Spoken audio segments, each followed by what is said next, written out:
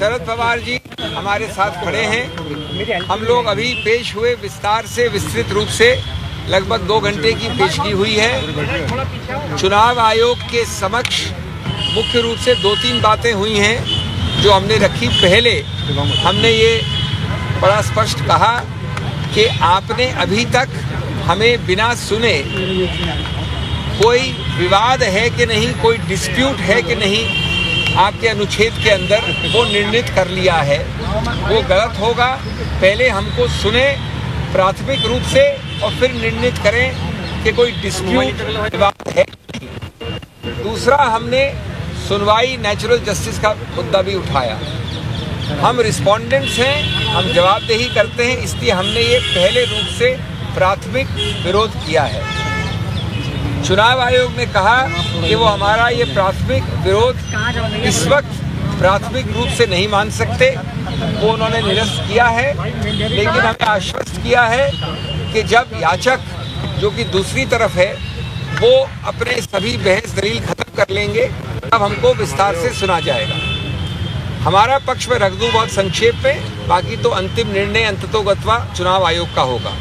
हमारा पक्ष मुख्य रूप से इन बिंदुओं पे है कि कोई भी व्यक्ति गलत दस्तावेज, फोर्ज दस्तावेज, झूठे बेमानी दस्तावेज दायर करके ये नहीं कह सकता कि कोई विवाद है, डिस्प्यूट है। एक मानसिक उपज बना के, एक इमेजिनरी डिस्प्यूट बना के चुनाव आयोग में घुस जाए और 2-2 पार्टियां बताने लगे। हमने उस इमेजिनरी डिस्प्यूट के विषय में कई दस्तावेज रखे हैं। अभी हमारा समय आने वाला है बहस करने का, अभी हमने बहस नहीं की है। उसमें हम बताएंगे चुनाव आयोग को जो कि दस्तावेज हमने रखे हैं, अभी प्राथमिक रूप से रखे हैं, बाद में हम और विस्तार से रखेंगे कि कई ऐसे दस्तावेज हैं जहां की व्यक्ति की मृत्यु हो गई है, वो एग्जिस्ट नहीं करता है, उसको क्लेम किया है कि पार्टी का हिस्सा है। कई ऐसे दस्तावेज हैं जो पूरी तरह से हस्ताक्षर हुआ है X जगह पे और वो व्यक्ति रहता है हज़ारों मील दूर Y जगह पे। कई ऐसे दस्तावेज हैं जहां उसने लिखित रूप से कहा है कि न मैं जानता हूं, न मैंने हस्ताक्षर किया, न मेरे से मैंने बात की, न मैंने ये हलफनामा दिया है, कुछ भी नहीं किया मैंने। कई ऐसे दस्तावेज हैं जो बड़े स्पष्ट रूप से किसी और पार्टी का व्यक्ति है, उसको दिखा दिया अपने फैक्ट, इत्यादि इत्यादि। ये सब वही दिखाते हैं कि ये एक इमेजिनरी डिस्प्यूट बनाई गई है, एक इमेजिनरी रूप से एक पार्टी को तोड़ने की।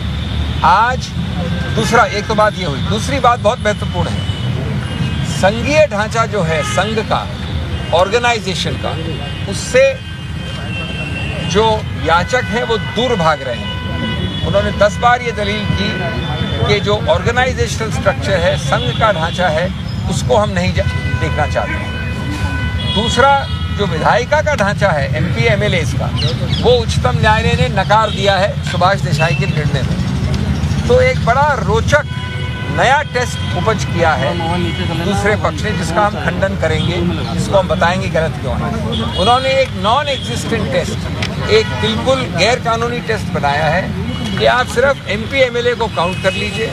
यद्यपि उच्चतम न्यायालय ने कहा है कि जहां डिस्क्वालिफिकेशन की याचिकाएं लंबित हैं वहां आप MP MLA काउंट नहीं कर सकते। उन्होंने कहा कि आप उनको काउंट करिए, और उससे भी ज़्यादा एक अजीबोगरीब टेस्ट बताया है कि उन MP MLAs को कितने वोट मिले उनको गिनिए।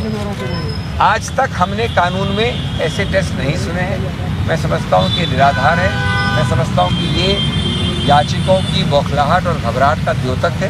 हम इस सब को डील करेंगे। मैं ज़्यादा विस्तार में नहीं कहना चाहता, लेकिन आज अगर NCP कोई है, NCP जो बनी, NCP की योजना की, NCP की रचना की, NCP को बढ़ाया, NCP का चेहरा वो मेरे साथ खड़ा है। ये अजीबोगरीब बात है कि दूसरे लोग इस प्रकार के अजीबोगरीब दलीलों पे कह रहे हैं कि न ऑर्गेनाइजेशन टेस्ट कर सकते हैं, न विधायिका का टेस्ट कर सकते हैं, और जिस आदमी ने बनाया पूरा NCP उसको इग्नोर करें। I will be very brief in English. We have appeared today, over 2 hours the hearing went. The first part of the hearing for about an hour was our preliminary objection, where we said that you are obliged to determine as a threshold issue whether there is a dispute or not. Your jurisdiction depends on whether there is a dispute or not. The Commission heard us but said we will not decide in this state. that application we have liberty. That rejection we can challenge in a court if we wish. We'll take that decision collectively later. The main part of the argument of the other side, to which we have not yet replied, that argument of the other side will continue next week, but we will reply in the near future, is very interesting, quite amazing, and according to me non-existent in law. The first argument they are saying is that we don't want the organizational test. They know that 99% of the overwhelming majority of the NCP cadre is with the man standing next to me. The man who founded it, the man who created it, the man who dreamt it, the man who propounded it, the man who prospered it. They are saying ignore the organizational test.